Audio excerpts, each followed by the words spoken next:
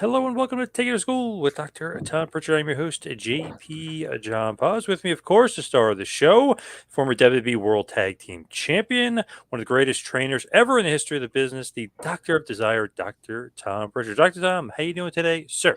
I'm doing great, John. Every time I hear you say that, I almost, it's not a cringy feeling, but it's one of those things that I think of all the trainers out there and the people doing wrestling academies or wrestling schools. And I know guys like Austin Idol is doing one in Greenville, South Carolina. I know you got the Santino brothers out in either Vegas or California. You have Simbo D, you have Rudy Gonzalez in San Antonio. You got a lot of guys out there uh, who probably could and would and should be in contention for probably some of the greatest trainers in the world. So every time I hear that, I try to think of something cute to say, and I've failed miserably again. So there we go.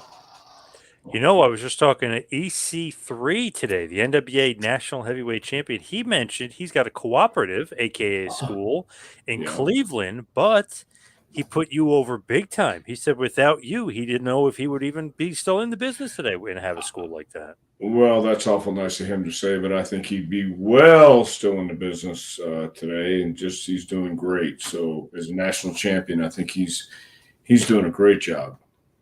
So if anybody's in Cleveland looking for training, he said to go to his cooperative, his school over there.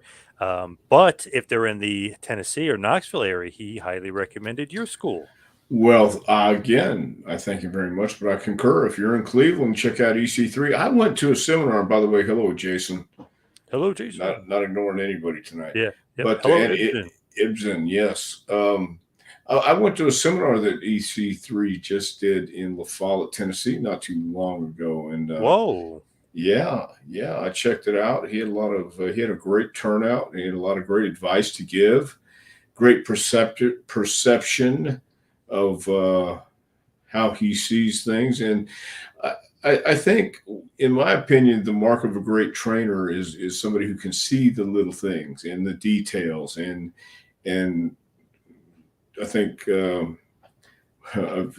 first few words out of his mouth was, "It is in the detail," and I hear that all the time from people. So um, I had the chance to talk to William Regal last week, and we reminisced a little bit about uh, what it was like back in the 80s. And that was a product of some, you had to have somebody break you in, you had to have somebody who you knew, or you had to know somebody who knew a guy who might know a guy, and that's the way you got in. And these days there's wrestling schools all the way out there, or out there everywhere, I guess is what I'm trying to say.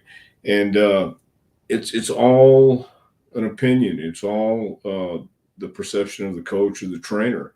And I think eventually, obviously, the proof is going to be in the pudding. Whoever comes out of your school or comes out of your co-op or academy, whatever you want to call it, or just comes out of your training or teaching, no matter what it is, um, it really is up to the guy, up to the guy or gal who's training, if they're going to be able to adapt and make sense of what they're being told or taught. So there's a lot of great guys out there, and I've seen Rudy Gonzalez teach in San Antonio. Chaz and Rodney Mack have a school also in that area. There's a lot of great guys out there, man, and it's good to see. Bo, King of Kingsport. I was reminded today how good of a singer Dr. Tom is. Dr. Tom should sing for everybody on the podcast. Are you a singer? I'm probably one of the best daggum singers in the world today, but I'm not singing for free, Bo. Once you send that PayPal, and you know what the price is, once you send the PayPal, then we'll get a song. But Now, there's only two kinds of music I don't like, and that's country and western. that's Bo's favorite, probably. Well, that's my point. So I'm not singing any country songs Yes. unless they're Hello, slow and Barbara. sad. Hello, Barbara. Uh-oh, got some bad news to report, Dr. Tom. Superstar Billy Graham has Oh, died. 79 years old. One of the greatest, one of the all-time greats. Superstars passed away. I guess they took him off life support. well, that's, yeah. I don't think that's a shock to anybody, but Yeah, rest in peace, superstar. That's terrible news, but I don't think it was unexpected. So yeah, R.I.P. superstar, no doubt. I met him. I met Billy Graham. I think probably when I was about 15, Houston, Texas, taking pictures and doing stuff around the office. And then later on at WrestleMania, I reminded him of those days. So he was a unique character. Without superstar Billy Graham, I don't know if we would have Hulk Hogan today. Yeah. Yeah, Yep. yeah, Jesse the sad Body, news. Scott Jesse. Steiner. Yeah, all those guys were wanted to be like superstar. Yeah, but he was in bad shape from my understanding, so it wasn't it wasn't out of nowhere. Right. Yeah. Yeah. R.I.P. Superstar. Man, it's very, very sad to hear. One of the all-time Yes. greats, former Hey, world and he champion. he was he was instrumental in changing the mindset in the WWF back in the day too. Yep. If it wasn't for him, the heels were usually the challengers or transitional champions, and Superstar took the title. And he had that run. He and the Dream had great matches wherever they went, not just in the Garden, but all over Texas and all over the U.S. Yeah. Yep. And the Yeah. infamous Cody promo that he was talking about not that long ago was about Superstar Billy Graham. They took the title away from my daddy in New York City. Was about Yes. that Superstar Billy Graham feud with Dusty, which was Yes, it awesome. was. So yeah, that's a shame, but Superstar, rest in peace. Probably ahead of his time for sure, as Barbara was saying. He definitely was ahead of his time. And the thing to me is, if you had not given it to Backlund, gave Superstar that big run, do you even get the Hogan run, right? Because you almost get like it's very similar, right? If you just kept it on Well, Graham, you could keep it on for a long period of time. Maybe you don't get the Hogan run.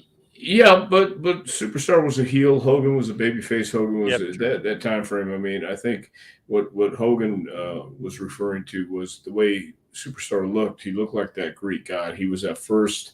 I don't know if he was the first necessarily, but he was the first in that modern era who looked like that and was the total package. Before the total package. So, and he was so innovative in his promos and he understood how to draw money. He understood how to talk to people and get them in the building. He was entertaining. He was that guy that everybody pointed to and said, "Man, I want to be like him."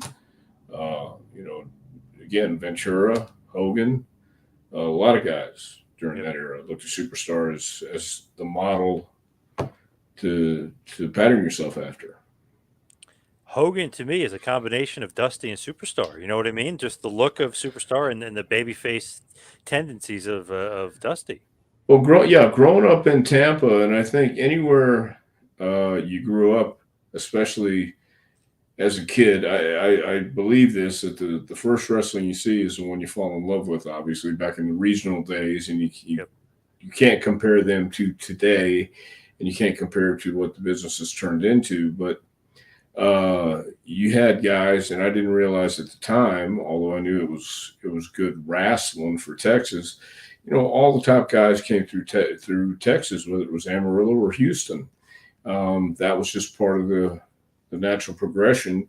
You might start out in Portland and then wind your way back down to California and over to Texas, into Tampa, and then back up the East Coast. And everybody was keeping an eye on talent because that was the name of the game. So Superstar made his way all over the place.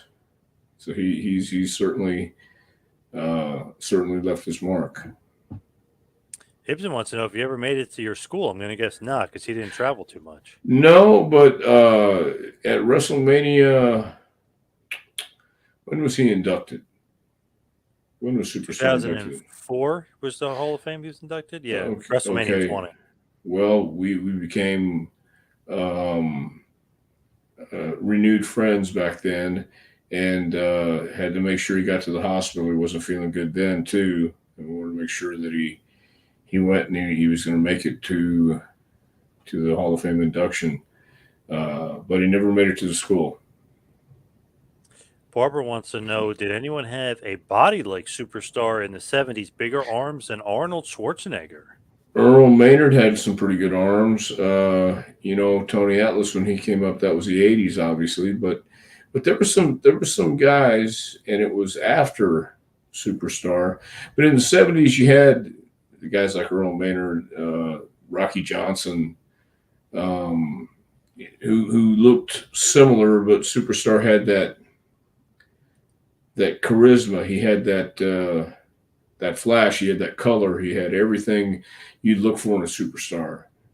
He had superstar Billy Graham, and he was an interesting guy. Not always right, not always perfect, but he was an interesting guy, and so he's been out of the public view for a long time, but he's going to be missed. I had the opportunity a few years ago to interview him actually, and it was Dusty centric. So we talked a lot about Dusty.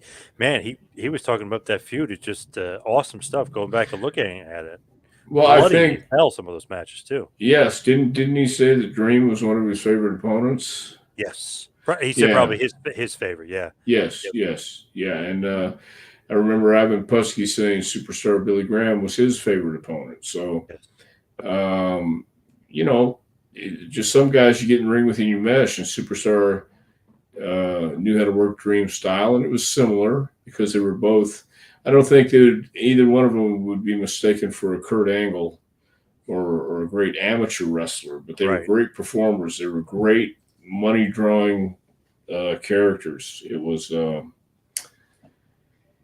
a unique time to be in the wrestling business. It was a unique time to be a wrestling fan, especially during the time when TV had been around for a while, but the territories were changing, and just a decade later, it would really change. So, but those guys laid the way, man. They did. They pioneered the road for all of us.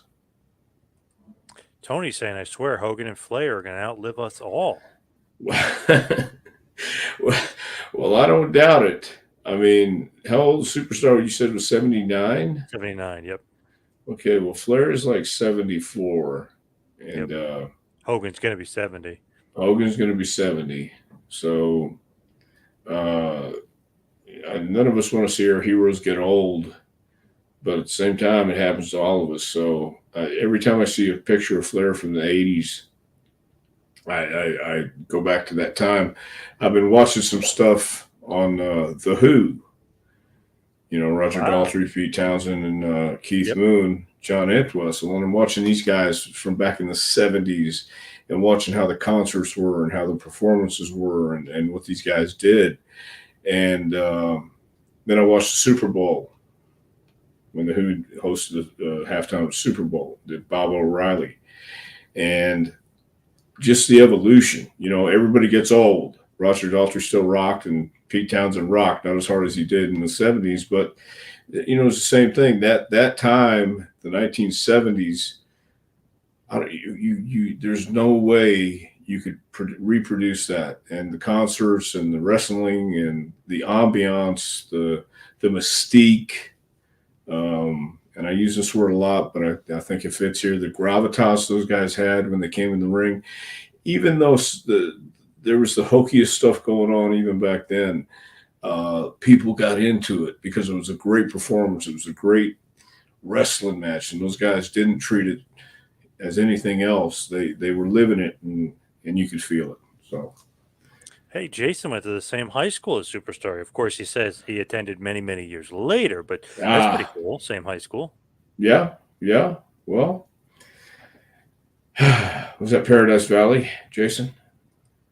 We're going to find No, out. I Can think that's his. wrestlers Go can ahead. wrestlers be taught the type of charisma like Superstar and Billy?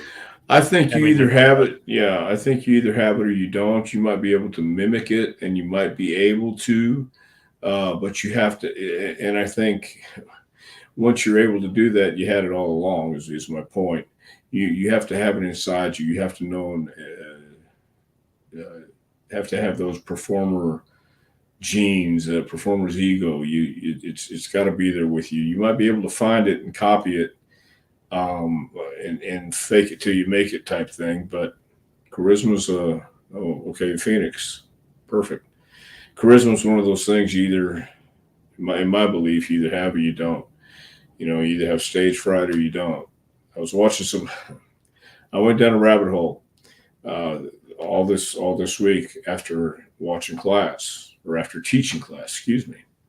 Some Elvis stuff and just Oh, watching this guy and from where he came from. Um, just a guy from Memphis, Tennessee, or just a humble country boy, just a humble kid coming up, wanted to sing, and he turned into this massive star. And you could just see that yes, he has humility, and yes, he has grace, and yes, he treats people with respect, and yes, yes, yes, yes. And then you just know by looking at him. Same thing with Michael Jackson. Michael Jackson knew how to treat people. He knew how to be humble. He knew how to have that humility. At the same time, he was running the show, and he knew what he wanted done, and he was the boss. Elvis was the boss. Hogan was the boss. Superstar when he was the champ, he was the boss. So those guys had that intuition and that feeling and that charisma, and nobody had to tell them to do it. They understood how. And I'm sure there were some coaches. I'm sure there was some guys who gave them pointers, no doubt. Nobody does it on their own, but without that belief and that confidence, you're not going to do it at all. rest in peace, superstar Billy Graham. Barbara said Andre gave him arthritis from all the arm wrestling matches. Well, well, I'm not going to say superstar when I stretch the truth a little bit because there is Of a little course. bit of this. It's like Yeah. making lasagna. There's layers of kayfabe in there. Yeah. Yeah. Yep. You ever made Anthony. lasagna? Have you ever made Yes. lasagna? Yes. So you know the layers. You know how tedious it can be. All Yes. right. You got the pasta, then the cheese and the sauce, and there you go. Yeah. Yep. Worth it. Yes. Did Anthony I saying enjoy? heroes Did and legends. I? Yes. Did I enjoy Heroes and Legends? Yes, I did very very much. Uh, you know, going to those things, especially now at this point, uh, I ran into I ran into some old friends. Sue Young sat by Wolfie D. Had a good time.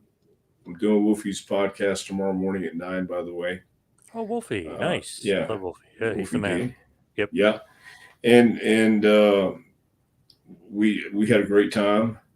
Sue Young in all her Crazy makeup. makeup. Yep. Yes, yes. And as I'm talking to her, I'm looking and I'm going, she, we're talking about old times, but I'm looking at her face, I'm looking at the makeup, and we're having a nice conversation, and I'm thinking, I'm talking to a demon here, and where else could I do it but a wrestling convention?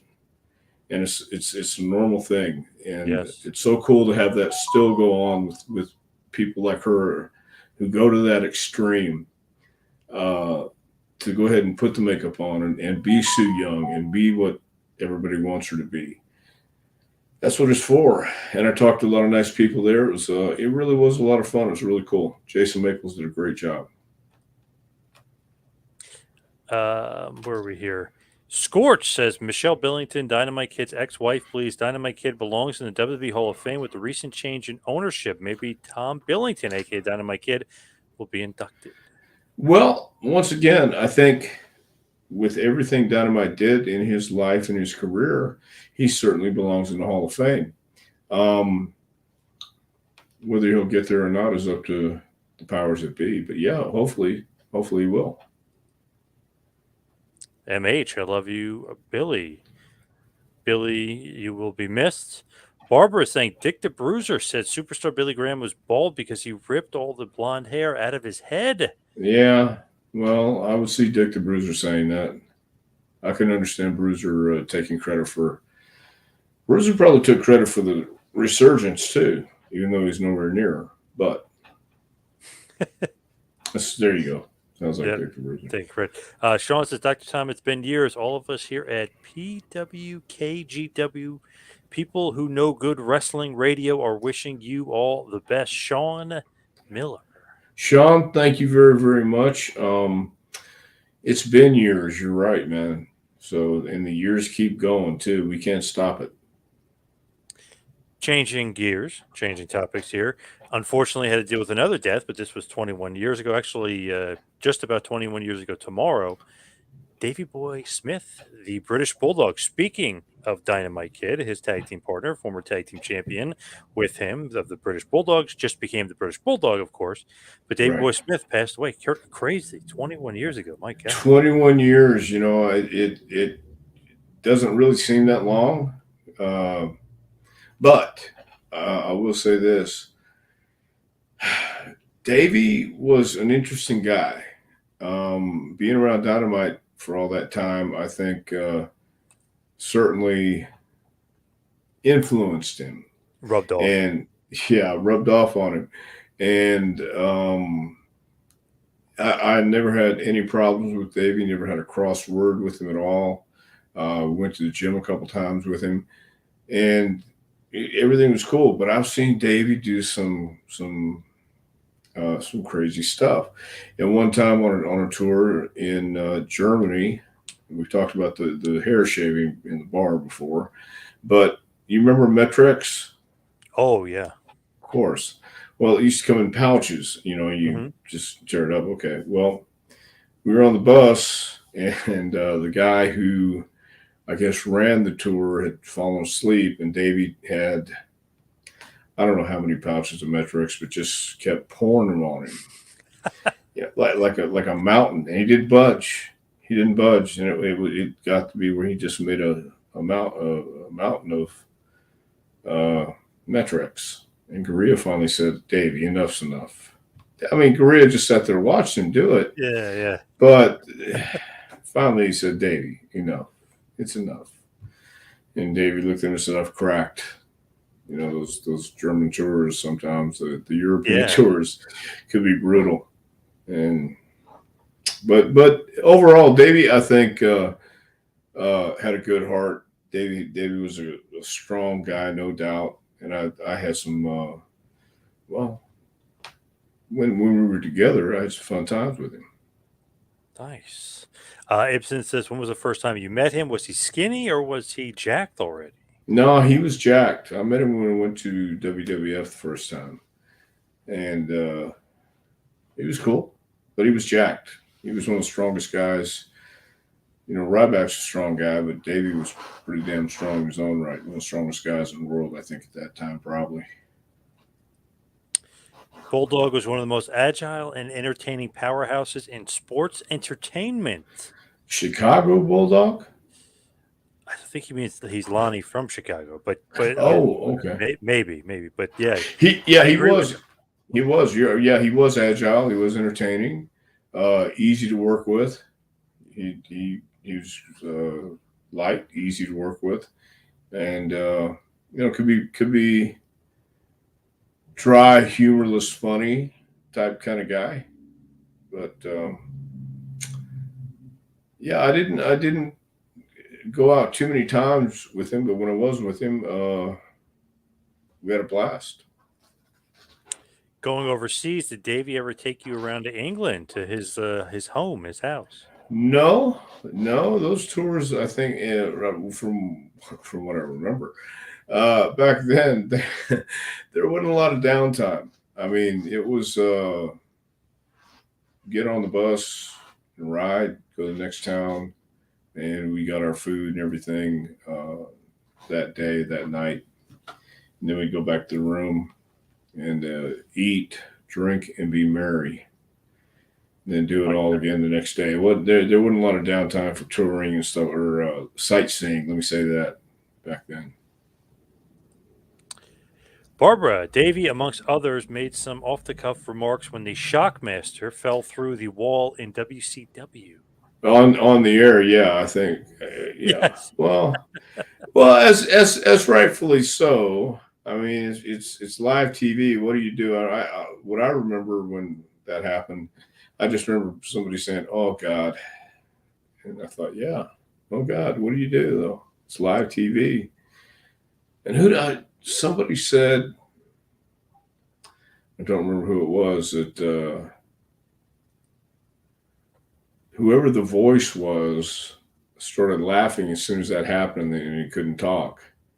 So that's why it took so long before the voice came on. After the Shockmaster got his gimmick, put it back on, and stood up, there was a moment of silence. And then somebody says, "Hey, this is a Shockmaster," or whatever he says. I don't know. Ole Anderson was the voice. Ole. Yeah. Yeah. Ole was probably laughing.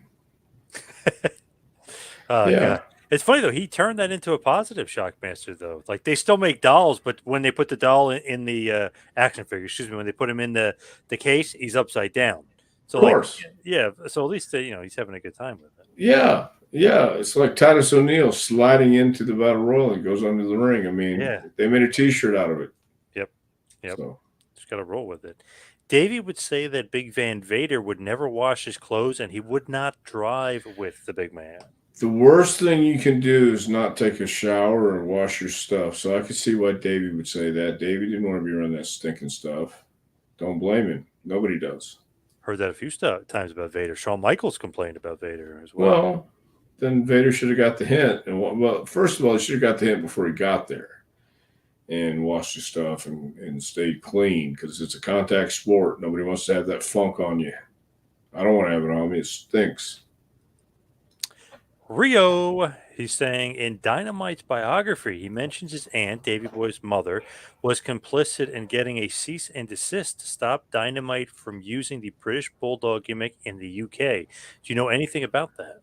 I know nothing about that. So, I mean, I really can't talk on that. I never heard that. I don't know, but that's between them. I have no idea. And neither one, Davey or Dynamite, are here to say yay or nay.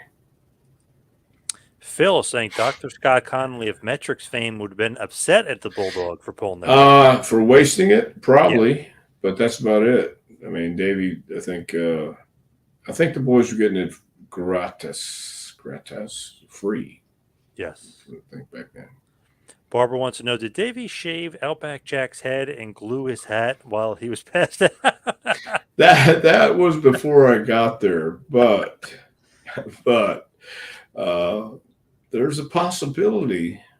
You know, I can't confirm nor deny, but I wasn't there. I wasn't even there. That's a famous saying that the boys got because Davey would get blamed for everything. And he goes, I wasn't even there. It was Owen. I wasn't even there. I was in the next town. Yeah. I love that those two, which would even just Davey himself, though, would just pull these pranks on people. You know, they're bored or whatever. They just constantly pull. Well, yeah. I mean, it's once again, I don't think that culture will or can come back because the world's changed so much. But and when I say this, people say, "Oh, you go back to the old corny bullshit bullying ways." Well, I guess if that's the way you want to look at it, okay, yeah, because it was a different business back then, and different people were in it, and that's cool. Different people are in it today too, and it's become what it's become. Some people like it, some people don't. To each his own. But Davey and Owen and a few other guys, it was the way to pass the time. It was a cartoon, and you're living in a cartoon. And what do cartoon characters do? They take out hammers and hit each other over the head with them. They don't die. The coyote runs off the damn cliff. You know, the Roadrunner outsmarted in the beginning. He didn't die. He comes back for more. It's kind of like that backstage sometimes, like a Roadrunner cartoon. And some was funny and some wasn't. But for the most part, it was being in a different building every night and just enjoying the life you're living, enjoying the journey you're going on. And Davey enjoyed the journey every day, no doubt. We all did. Did Dr. Tom ever meet Matilda, the dog? Never had the opportunity to meet the pup dog. I met Damien. And I did not want to meet Damien. But, yeah.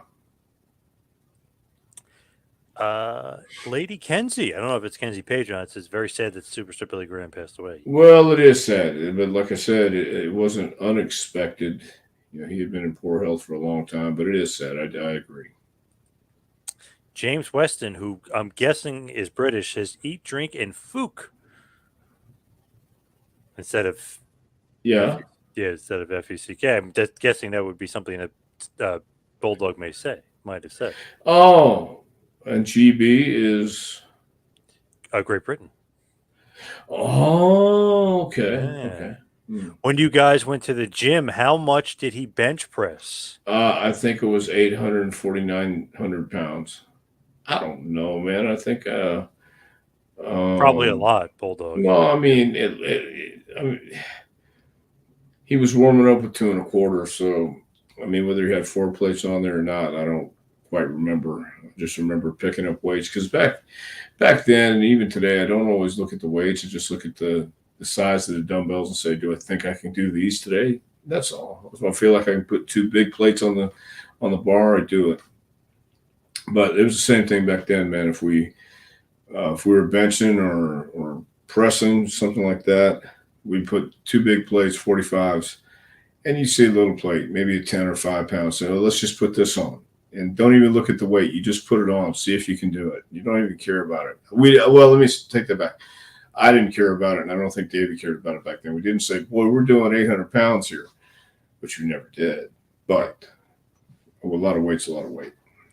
Magazine retriever. Davey Boy Smith's injury from the hidden trapdoor at WCW Fall Brawl 98 led to him developing an opioid addiction. Tragically, he was never 100% after that. Yes, that Ultimate Warrior trapdoor from Fall Brawl 98. Well, yeah, and that that does happen. So, or that did happen. I mean, and gosh, yeah, I don't know what to say about that. But he was never 100% after that. James the Shockmaster was Typhoon. Yes, that is That would correct. be it. Fred Uncle Ottman. Fred. Uncle Fred. I like Fred. I really do. I think he's a nice man. I don't even know if we've ever met, but we sent a couple messages back and forth. His son Berkeley works. I think WB. as timekeeper. Yeah. Yep. Yeah. So He's got the Berkeley. Mark Eaton job. Yeah. Yes. Yes. So I might have met him in FCW, but I don't recall. But we have some messages back and forth. Nice. From Dan. Good evening, gentlemen. Yes, we will continue to be praying for the family of superstar Billy Graham as he is a true-hearted, amazing blessings to our our wrestling history icon. Yes. He is a huge part of wrestling history and a huge influence on wrestling history on a lot of guys. So when I show things in JPWA or talk about things in JPWA, guys like Davey Boy Smith, guys like Superstar Billy Graham come up because they took it seriously. They understood that this was a cosmetic business, cosmetic sport. You have to look great. You have to do your hard work in the gym and out of the gym as well. And you think about that. You're working at night. Sometimes you have to go 200-300 miles to the next town, get a room, find a place to eat, get up, go to the gym, get ready for the show, and do that over and over again. And to keep that physique, to keep that look, nobody understands unless you've done it. And that takes a lot of hard work. I mean, you can't just, people can talk about all the enhancement they want, but you can't just do enhancement and take the enhancers and look like that. You have to put in the hard work. It's not easy. And both those guys, Davey and Superstar, put in the work. Craig says he saw Davey wrestle back in the day at the Pavilion. He couldn't even have weighed 200 pounds back then. His matches were way more exciting, he's saying. Well, I've seen Davey on some video when he was smaller as well. And that's when we're young and full of piss and vinegar. And as you get older and the injuries start happening, then you learn how to work smart. And even if the injuries don't happen, you learn how to work smarter instead of harder. And you're still working hard, don't get me wrong, But you learn when we say less is more. That's that's not just saying it to bury you guys or bury the young guys. It's to explain you'll get over better if you do it this way, and you'll get over longer if you do it this way. You know, Hulk Hogan had his leg drop, but he had this, which meant a lot more. You know, put the Yep. hand to the ear. That's what people came to see, and you know, I've said this many times. I'll say it again. I don't believe anybody's ever left the arena saying, "Man, what a hammerlock John Cena put on tonight." They want to see hustle, loyalty, and respect. They want to see the five knuckle shuffle, and they want to see all the cool spots. The people's elbow, one of the most deadliest moves in the business. Yes. Simple, Definitely. simple, simple stuff. Yes. Doing my best wants to know, Dr. Tom, do you know where Matilda is buried? Thank you. Yes, but I can't tell anybody. I've sworn to secrecy. Do you know why Davey didn't bring Matilda or Winston in his second WWF run? Why didn't he bring the dogs back? I think the puppy dog might have been gone by then. Puppy dog might have passed away before then. I don't know. I have no idea. Do you put the Wembley match between Bret Hart and Davey Boy Smith SummerSlam 92 for your students on at school? Do you play that for them? We have before, yes. We certainly have before, and they've been impressed. Anytime I put a Bret Hart match up, and especially against a guy like Davey, people are impressed. And I know the story about the match. I get all that, the rumors and innuendo and all that stuff. I get all that, which is even more impressive to me if you want to look at it like that. You want to look at it from a sideways point of view and point, hey, but they did this, this, and this, and whatever. Well, okay, he may have done that, but he went out and he performed like a hell of, they had a hell of a match. So Awesome. Yep. yeah, Awesome. yeah. And of course, Bulldog got the win there, SummerSlam 92 in Wembley, which AEW is going to this summer. How So many tickets do they have sold now? 65,000. This is the latest. Pretty Okay. good. Yeah, it's very Pretty good. damn good. Yeah. From Scorch Earth, from Scorch, I'm glad Dynamite and Raymond Rougeau never fought because one of them would have been killed. That's how legitimately tough each one of them was. Yes. Well, I think everybody was glad of that, and I know again, I never met Dynamite, but I know the reputation he had, and wasn't always a nice guy. A lot of people didn't like him, but yeah, that was unnecessary for everybody. Just it was unnecessary for Dynamite to be doing what he did, but that was the kind of guy he was, and that was again, the business was full of people like that, and you handle it one way or another. And Jacques felt that he had to do something, or he was going to lose face, and he couldn't do that. So I'm glad they And didn't fight either. remember Raymond at Yeah, this time had tore his ACL. So, I mean, he's there and he's kind of wrestling, but he's kind of not able to physically, do stuff. If you've got in a fight with Dynamite, he's got one leg, so wouldn't be smart. right. But he even said, I've interviewed him for it, and he said, I told Jock, listen, you got to stick up for yourself, man. If I end up fighting for you, he goes, you're going to lose total respect. So Jacques had to do things his own way. Yeah, and that was the way it was back then. You took care of it. That was the only way to take care of it. It's only one language you understand sometimes.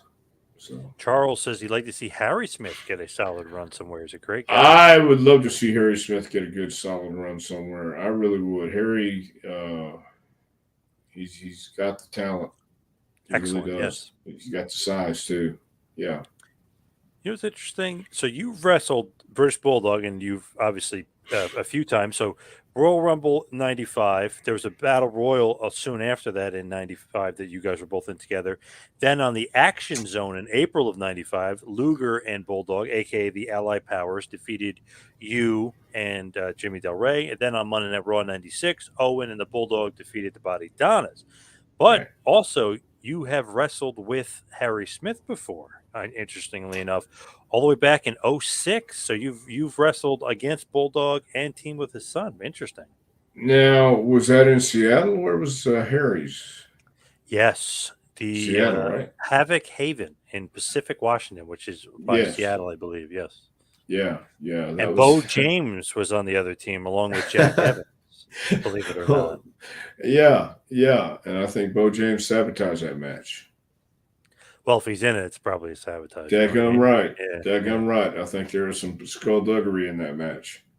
Phil says, quote unquote, you don't get that way waiting for the bus, as Gorilla Monsoon used to say about good physiques, meaning Superstar and Bulldog and guys like that. Right. Right. No, you don't. So I mean, they went to the gym and then got on the bus. I know what he means. You don't stand at the bus stop and get muscles like Yes. that. Sure, Yes. I get it. Yep. Ibsen wants to know, how was Corny and Davey backstage? Did they genuinely like each other? I think so. I think Jim liked Davey. You could look. Davey could be very, very charming, and he was. The times I knew him, there were no ribs. You know, not on me anyway. And but he could be very charming. I think Jim, and of course, look, Jim Cornette can be charming too. I've always liked Jim Cornette, and I think they liked each other genuinely, and rightfully so. If you're going to manage somebody, you want to like them, and you know David could be fun, and Owen could be fun. So I think Jim was having a great time with both those guys. Camp Cornette, right? The Yes, old Camp Cornette. yes. Silva Surfer, R.I.P. Superstar Billy Graham. Yes. R.I.P. Yes. This is an interesting one from Good Day. Have you all seen the shampoo commercial where the mean girl in the music class gets the deaf man beaten up and sent to the hospital? I missed that one. The deaf man? There's got to be No. It's got to be some sort of joke there. I don't know, but Good Day. Please follow that up. I don't know what Yeah, that means. please. No, I missed that one. What shampoo is that? Because I'll make sure I never get that shampoo. Or maybe I'll see what it You know, does. we were saying Wembley, they had 82,000 for SummerSlam 92. Stephen Fry was saying 65,000 tickets for AEW without one match even being announced. Impressive. I will say that is impressive. No doubt about it. Um, what I'm hearing about AEW is there is no, well, I'm sure there's a direction, but I don't know if everybody's getting the memos. And that's the only thing. But 65,000 seats, I think, would certainly get their attention and want to put on a hell of a show. Wouldn't you Yep. think? So they're Oh, going you to bring have to. their, yeah, you have to. And you want to bring your guys like Jericho and Darby Allen's, Wardlow and Christian, all your heavy hitters. So that'll be very interesting to see. Not a match advertised yet. Yep. Rio is saying Davy Boy was once sued for injuring a fool who wouldn't stop harassing his wife Diana at a nightclub in Canada. Diana says the case was very stressful. Thankfully, they prevailed in court. See, that's the problem with going to nightclubs. And yes, after the matches, yes, we would go out because we were on the road. You're living out of a hotel, out of a suitcase. So you do need a little uh, variety in your life. But as a general rule, I don't go out to nightclubs or clubs anymore or places like that because they're nothing but trouble.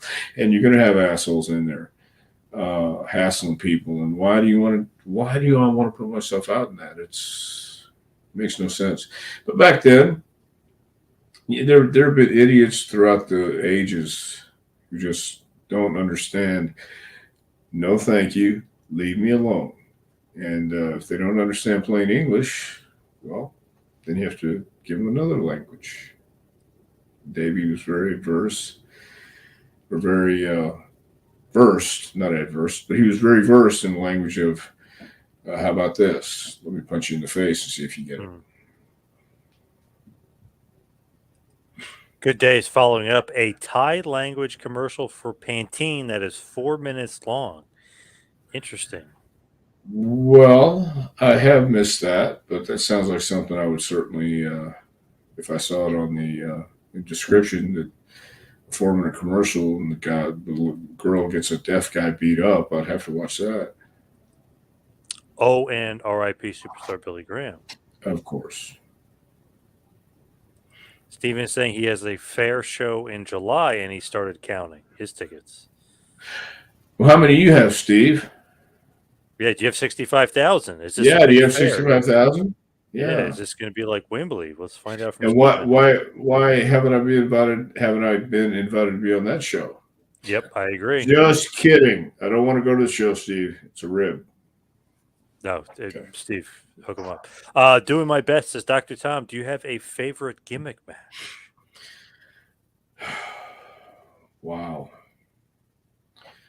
Um, either a Texas death match or an Alabama death match, Alabama street fight. One of those. Got to have a gimmick match. That's got to be my favorite gimmick match. What about bull rope match?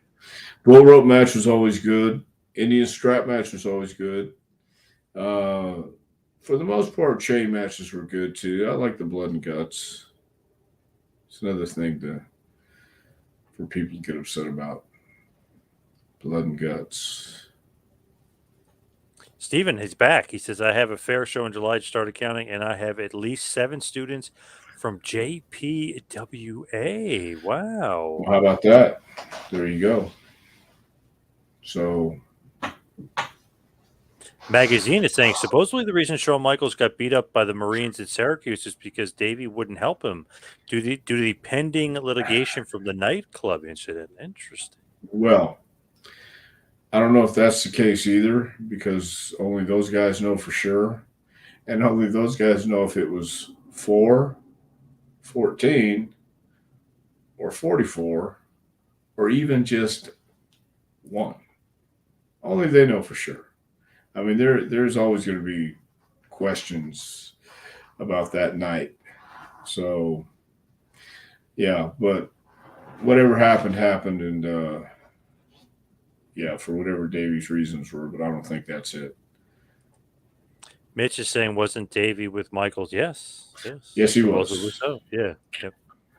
Yes, he Steven was. says, thank you, Tom. Steven, where is your fair show? That we you got to didn't find even out mention where. Yeah, you didn't even mention where it was. We could plug that. Nope, he didn't. Random question here from Matthew. Have you ever worked with Scott Levy, a.k.a. Raven? You know what? I've been when we went to WWE or WWF the first time, he was transitioning to be a manager and on-air personality, I think interviewer. So no, I never got a chance to work with him.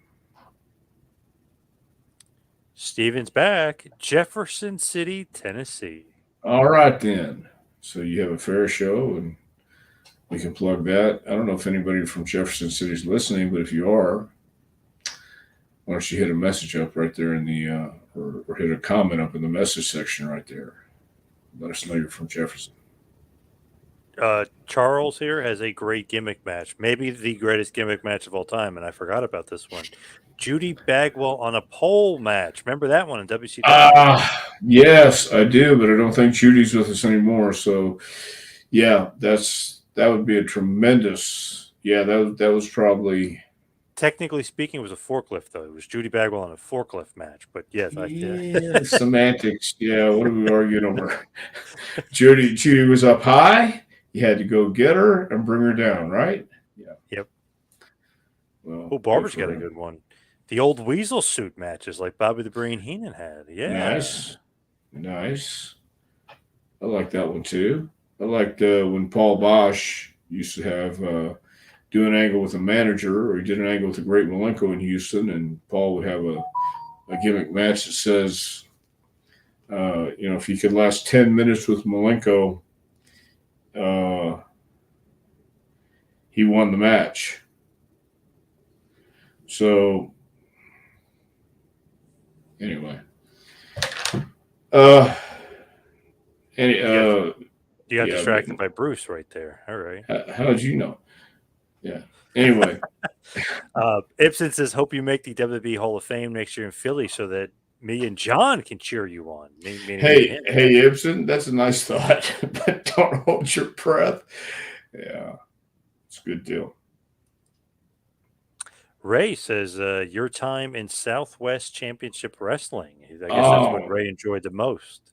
I enjoyed it, man. I really did. I had a blast in Southwest. That was a lot of fun. Scorch says, I asked Dynamite Kid's daughter, Bronwyn, if she ever read her father's biography. She said she read it once and it made her cry. Oh wow. Well, yeah, it would make me cry too. But He's got two beautiful, seems like very I don't know, very professional focused daughters. Like I don't know, for some reason Dynamite he had a bad reputation, but his family and his kids are very the well, straight and narrow, if you I, will. I think if you grow up around chaos, some people will gravitate to it. Some people will get away from it. We all have our picadillos when we grow up, and things that we remember, and some things we try to block out of our head. But I think Dynamite was so intense that I think I can understand why Yep. you'd want to go a different direction. Barbara saying, how could you forget the coal miners glove match? Because I have no excuse, Barbara. You're right. Coal miner. I was a champion of the coal miners glove match in California. That's right. How could I forget that? Steven says, what is your opinion on the infamous Plan B video from Knoxville? Um. Well, I was originally taken aback by the people who did it because the people who did it. Are you familiar with the Plan B video? Oh yeah. I actually talked to Ron Fuller about it not that long ago. What did Ron have to say about it? So they were trying to kill the territory, trying to kill the business. They would have really hurt the business had it come out, but he was shocked by it because he didn't find out about it till like years later. So when they were Right. doing it and putting that together, he really wasn't like that involved, or he wasn't that up to what the hell was going on. But those guys were trying to steal his business and kind of destroy the business. But Well, Bob yeah. Bob Roop maybe not so surprising. He's supposedly the ringleader of it, but Ronnie Garvin was surprising. Boris Malenko was shocking. Who's the other? Ron Wright. Ron Wright and Bob Orton. Yeah. Yeah. Shocking that those guys would be in it. That Yeah. that's the part that amazed me is those guys were a part of it. Roop I kind of got Yeah. Yep. because he was disgruntled anyway, and he came from that amateur wrestling mentality. But I thought it was for the time pretty shocking, and I think it would have hurt business if it came out back then. But thank God it didn't. But here in Knoxville, let a few years go by, and people still want to see some good old wrestling. You know. Yep. So I don't know if they. I don't. The business was killed for a little bit when Garvin took Ron's boat. I'm sure you discussed that when you talk to Ron. Okay, when Ron won the battle royal and supposedly, okay, hey, I need my keys back. I need the boat back. No, I won the battle royal. Well, no, you didn't. Well, yeah, I did. You going to tell 5,000 or 10,000 people I didn't? Well, as a matter of fact, you did. So, that was a little shocking in itself, but that was the way those guys were operating back then. Yeah, that definitely hurts the kayfabe, right? I thought you really won it. Yeah. Yeah. Yeah. So, I mean, for a while it was down, but, it's come back up here and there. And if you put on a great product, look, SmackDown just did record business here last week in Thompson Bowling Arena. Great crowd. They were hot for everything. Yep. The So if you return of put on, Roman Reigns. Yeah. yes, you put on a great product, they'll come out and see it. I think that's anywhere you go. WWE's pretty hot right now. They're doing a good job. Yeah. That guy Roman that you know a little bit, he seems to be doing pretty good as champion. Yes, he is. Yes, he is. Doing Coming very up good. on 1,000 days as champion. How long did Bruno have it? 2,803 or something like that, but I know it's over 2,800. Right. Okay, in a different time frame, different culture too. So this is a good deal. I like the long reigns. I like the champions who own the titles for a while. And It's interesting because he could catch Pedro Morales pretty soon because I think his was 1,015, something like that. So he can pass Pedro, which you would never think you're going to pass 1,000 days in this day and age. Then the next guy is Hogan at 1,400. Then Backlund is like I think 2,400, and then Bruno is like 2,800. So I mean, I right. don't know if he'll go that far, but I mean, even to catch Pedro is going to be crazy. Yeah, yeah. I think it's. I always liked when it was longer because when he finally does get beat, then it is shocking. Then it means something, or it's like holy smoke, this guy got him. So Yeah. yeah, I think it's a great thing. Mitch Miller wants to know Dr. Tom's headlock pick of the week. Is it going to be the AC3 versus Thrillbilly Silas Mason? Do you want to make a prediction on that match? Maybe make that your lock of the week? Since AC3, we started talking about him at the top. We did. EC3's been a champion for just a short time now, but yeah, watch that match. I think it's gonna be a great match. I don't know if the Thrillbilly's gonna pull this one out. I really don't. But those are two guys who have EC3 is a little more experienced than Thrillbilly, but Thrillbilly's been around for a few years now, longer than you think. But and he's got talent, and he knows how to play the game, and I'm talking about in the ring. He understands what to do and when to do it. So it's going to be an interesting matchup, and I think he's going to push EC3 to the limit, which is good for him. Whenever uh, Eric Carter III is under pressure, he does very, very well, and I've noticed that a few times with him. Ethan Carter the third, Eric Carter. That's what I said. I meant Ethan or Eric Carter. I'm trying to be smart here, and I can't even think. So there you go. Barbara wants to know where can we get the book? Barbara, thank you so much. That book right there you can get, by going to jpwrestlingacademy.com. Just click on the training tab at the top of the page. That book right there will come up. Go to jpwrestlingacademy.com. Also to find out about our summer session, which is going to happen. It starts July 3rd, right before the 4th. The 4th of July is a big thing here. Yes. Jason, thank you, Jason.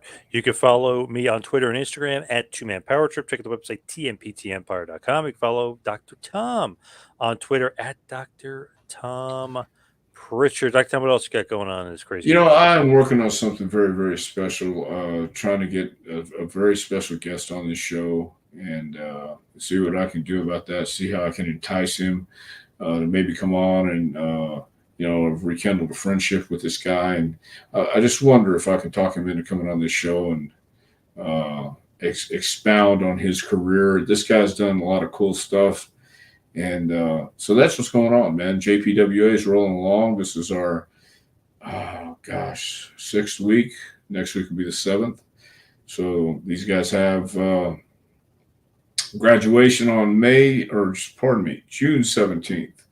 So we're working hard on that, and everything's wonderful. Just one last thing from Ibsen here. Do you think Davey Boy was the best British wrestler ever?